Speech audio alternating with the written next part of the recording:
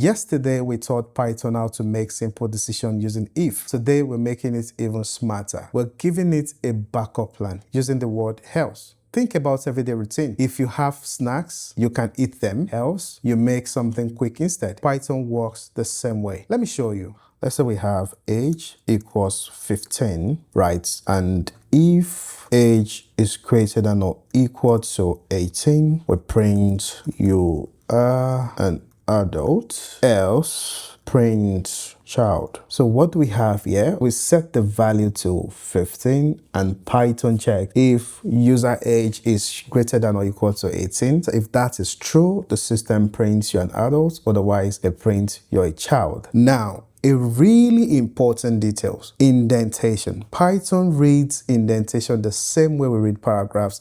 It tells Python which line belongs together. Look at the broken version. If we run the code, Python is going to throw up an error and say indentation error, expected an indented block after if statement in line 34. And the correct version would have an indentation, and to achieve that, press a tab or spacebar 4 times. And if we run the code, everything should work as expected. Let's try one more example that you use a lot. Let's say password equals input your password, and then we check if password equals Python 123 quotes closed, print access granted, else print unauthorized. In this case, Python compares what the user type with the correct password. If they match, access granted. If not, the else handles this. So now your turn. Ask the user for a number. If the number is even, print even, else print odd. Then jump on waala.dev and try the practice challenge. Remember, real coders